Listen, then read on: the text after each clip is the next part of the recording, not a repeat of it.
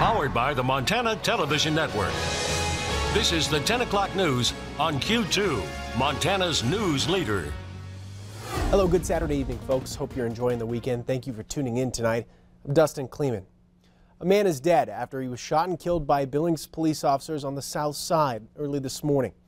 Police were called to a home for a disturbance. Witnesses said the suspect used a pickup to ram the callers twice before leaving the area. Officers then located the suspect and attempted to pull him over. The suspect fled and a chase began that lasted nearly 30 minutes. He was spotted on Bunting Street in South Billings. Police said he was slumped over the wheel, not obeying their commands.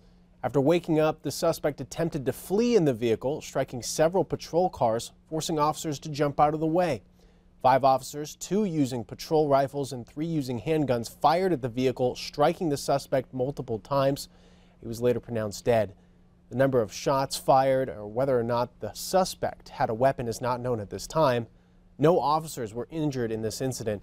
The suspect was a 24-year-old Native American with addresses in both Billings and Hardin. His name is not being released right now. Officers involved are on administrative leave. Detectives are still investigating. We'll be following the story. An hour later, officers responded to a shooting at Bones Brewery on Broadwater Avenue shortly after 1 a.m. 2 men were both involved in a disturbance inside the bar. The suspect used a handgun to shoot the victim in the abdomen. He then fled on foot.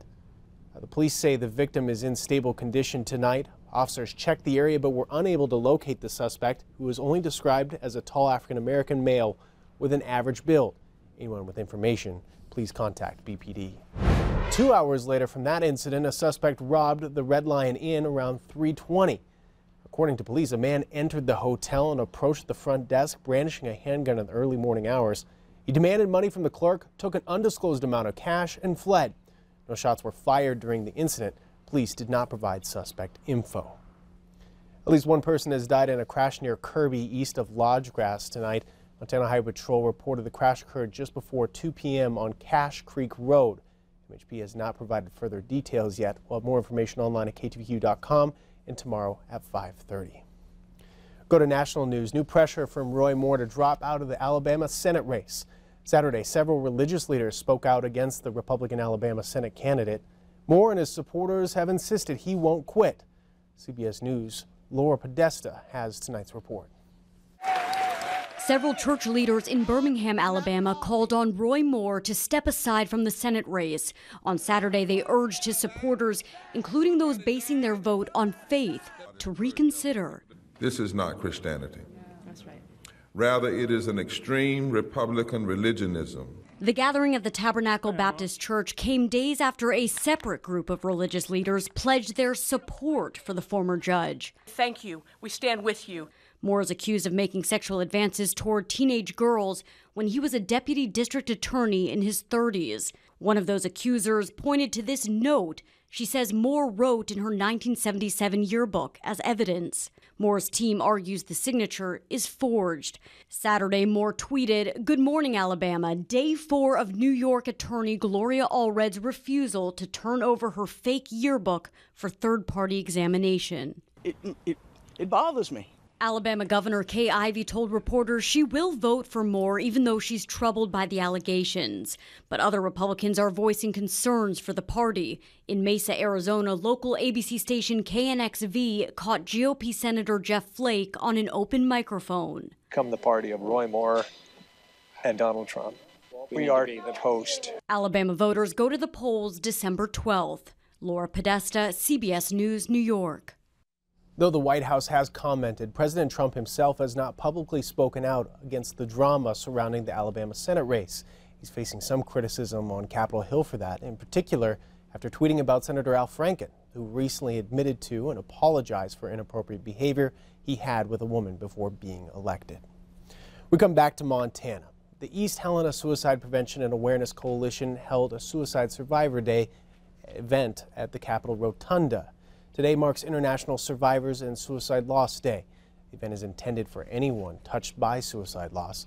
It was a place where people could share stories, heal, and have hope to move on. Guests wrote the names or nicknames of loved ones lost to suicide on paper bags, and a candle was set inside. Jamie Eastwood, one of the speakers, shared personal stories about loved ones she's lost to suicide. Tell me your story.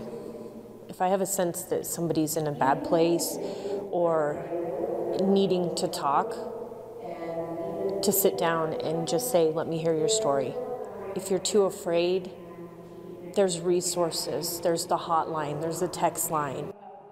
To get more information about the East Helena Suicide Prevention and Awareness Coalition or to find out more resources on suicide prevention, you can visit our website, KTVQ.com, right now. Transition and go to weather with Rob Griggs. If you needed to get to grandmother's house for Thanksgiving, it's looking like it's smooth sailing for the pumpkin pie. Well, it should be, yeah, especially going into Thursday when we've got some of the warmest temperatures we've had in a long time for Thanksgiving Day. Yes. Near record. Yeah, but we got some bumps before we get there, so let's forget about the bumps and show you the wildlife a little bit. Got some great pictures on our Q2 Facebook page, thanks to Edie Armstrong out of Laurel. Oh dear, look at the surprise on that muley's face there. What a cutie, huh? Well, sometimes you find the deer in the haystack. The farmers would say, no, that's not a cute picture at all. They can cause some damage, but not that one. That one's perfectly innocent. Hisham's joystick rock. Yeah, my friend Herm Ellenboss, his son Jonathan were out. Snapped that picture while they were out and about. Thought that kind of looked like a joystick. Well, I don't know if they called it back that in the pioneer days, but here's one from Edie Armstrong again. A horse, of course. We'll take a look at a great outdoor picture for us. The forecast in just a little bit. Dustin? All right, thank you very much, Rob. Here's some people giving back. The Breakfast Flakes, a local morning show on Cat Country, continued a 28-year tradition to help families enjoy Thanksgiving. Hundreds of volunteers, along with the Breakfast Flakes, Mark Wilson and Paul Mushaben, passed out turkey dinners to about 1,000 people. 375 high school kids helped put the boxes together yesterday, and another 300 coming out today. With all the help, Flakesgiving is expected to continue for many years to come. You start something like this and then people become accustomed to not only giving you money, but for all the people to come down and work at this thing. And so they're excited about coming and doing the work. They take a little pride in doing the job every year, and there's no way you can stop it. It's all about a family having one meal for Thanksgiving where they don't have to go somewhere, they don't have to sign up. We've always said if you feel like you need a meal, come get one, and that's the basis of it. Many hands make light work.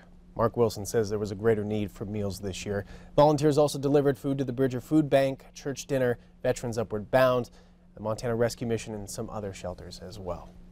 Coming up on the Q2 10 o'clock news, the Saturday edition, a pause on big game trophy decision from the Trump administration, but organizations today saying it should remain banned. We'll have that story next. And later in sports, full coverage from Bozeman as the Bobcats own Montana for the second straight year. Stay tuned.